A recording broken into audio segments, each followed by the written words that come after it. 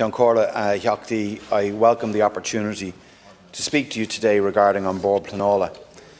An Bord Pleanála, as I've said publicly, stands at the apex of our planning system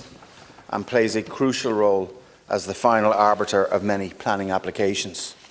In this light, I treat and have treated any allegations of inappropriate actions or behaviours by its members with the utmost of seriousness. The public must have trust in the impartiality and integrity of our planning system if it is to function effectively in facilitating sustainable development that this country needs. In the light of recent allegations, I want to reassure the House of the significant and swift steps I have taken in order to ensure the public can have confidence in the integrity of the decision-making process, whilst ensuring it continues to function in facilitating appropriate development. The Government has sought and has acted openly, quickly and effectively in responding to the immediate problems, address underlying issues and, as I have said, to maintain a fully functioning planning system. The actions fall broadly into three categories. Firstly, dealing with specific allegations of wrongdoing. Secondly, implementing the internal reform of process procedures and the workforce plans of An Bord Pleanála. And thirdly, a fundamental overhaul of An Bord Pleanála's nomination process and its broader legislative framework. The planning system must be made fit for purpose while still moving forward. The series of reforms arising from this controversy will be rolled out without delaying critical housing and infrastructural development. I've asked all opposition spokespeople for their input into the process, and I can assure you I will engage with their specific proposals. An Bord Pleanála, as we know, is the national independent statutory body with responsibility for the determination of planning appeals and direct applications for strategic infrastructure and other developments under the Planning and Development Act 2000, as amended, and certain other acts. An Bord Pleanála is independent in the performance of its functions under the Planning and Development Act. About 30,000 applications are considered by the planning system on an annual basis, and about 10% of such applications are appealed to the Board. In addition, the Board considers substantial cases associated with strategic infrastructure, which will increase in the coming years through the major investment under the National Development Plan, and together with the new functions coming to the Board under the Maritime Area Planning Act 2021 as amended. The Board will play a really significant role in consenting for a range of critical infrastructural projects, not least those required to tackle the energy crisis and to move swiftly to renewable energy. As members will know, I have brought an end to the SHD planning arrangements following a commitment made in the programme for government not to extend them post their legislative expiry. I firmly believe that it is more appropriate for decisions to be taken at a local authority level, and our new large-scale Residential Development Act restores decision-making on these schemes to our local authorities. There are transitionary arrangements in place, and SHD planning applications are currently working their way through the system, and I have no doubt that this will have an impact on the caseload of the Board. Dealing with this increasing caseload in an efficient and effective and indeed a timely manner is absolutely critical, and the cornerstone of this is ensuring that there is public confidence in that decision-making process itself, in its impartiality, in its integrity and in its transparency.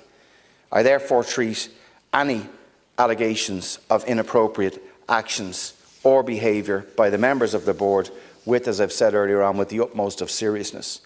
Today is an important chance to outline to the House the range of actions taken and indeed planned in relation to the recent allegations, whilst respecting, as the Ceann Comhairle has said, the ongoing Garda investigations. It is important at the outset to commend the staff of the Board who have worked extremely hard in very challenging conditions to deliver on current requirements, and I know they are very willing to work with the changes that will be required to meet new demands, to respond to process changes recommended through the various reviews, and this will be supported and is being supported by increased staff resourcing and an acceleration of the digital agenda.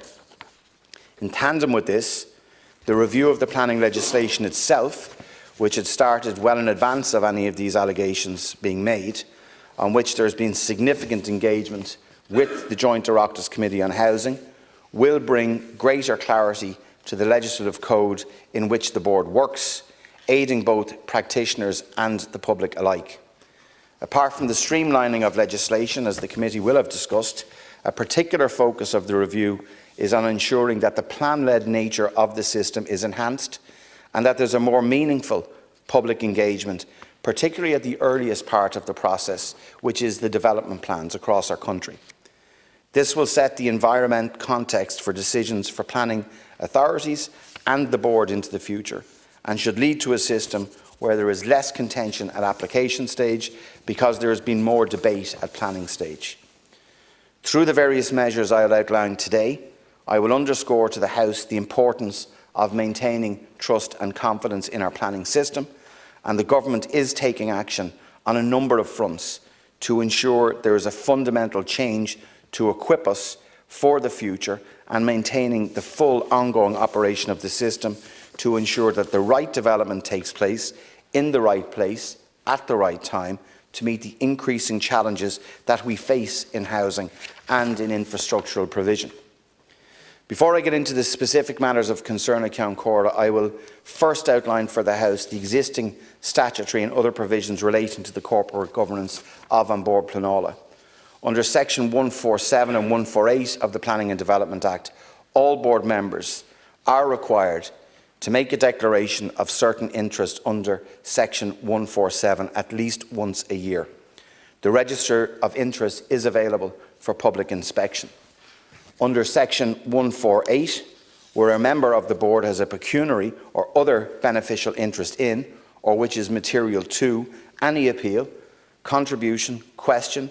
determination or dispute which falls to be decided or determined upon by the board under any enactment, he or she shall disclose to the board the nature of his or her interest and shall take no part in the discussion, in the consideration or decision-making in relation to that specific matter. Failure to comply with the relevant sections 147 and 148 is an offence under Section 147(11) and Section 148(10). In the same manner as other agencies, An Bord Pleanála is subject to the Code of Practice for Governance of State Bodies, and the agency is required to furnish to the Minister, in conjunction with the annual report and financial statements of that state body, a comprehensive report covering the state body, confirming its adherence to the Code of Practice and confirming it has a code of conduct in operation within the agency. All members of An Bord Pleanála serve in positions which are subject to the Ethics in Public Office Acts 1995 and 2001, including the making of annual declarations as appropriate. The Standards in Public Office Commission process complaints in relation to compliance with those acts.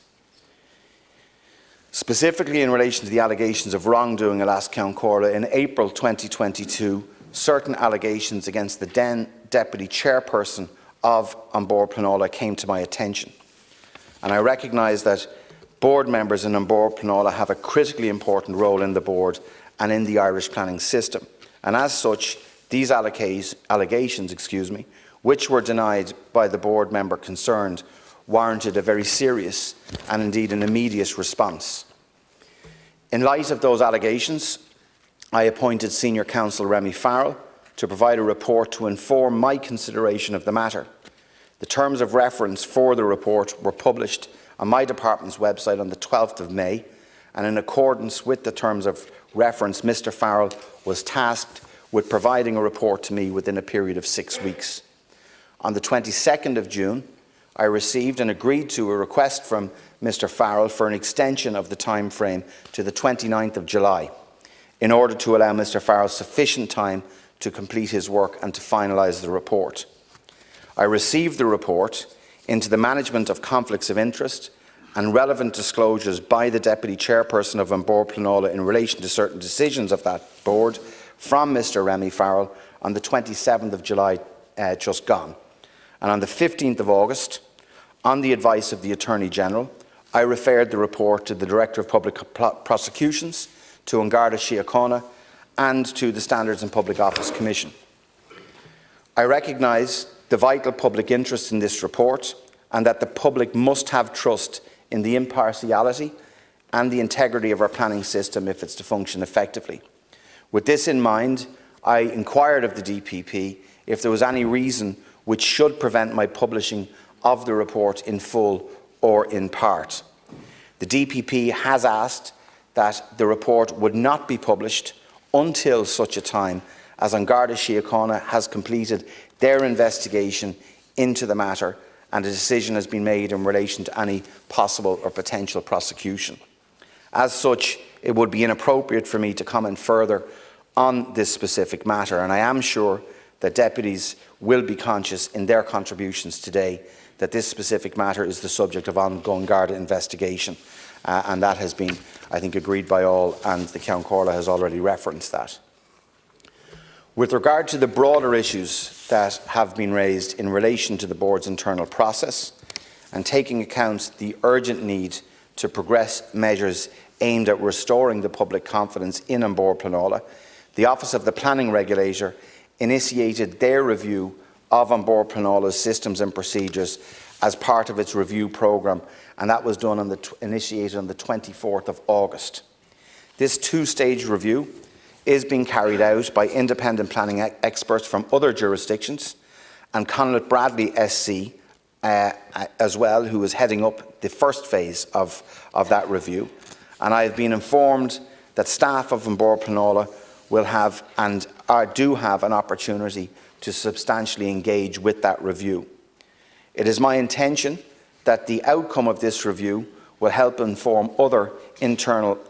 changes as required in An Bord Pleanála, and will also assist in identifying potentially further legislative amendments which may be required.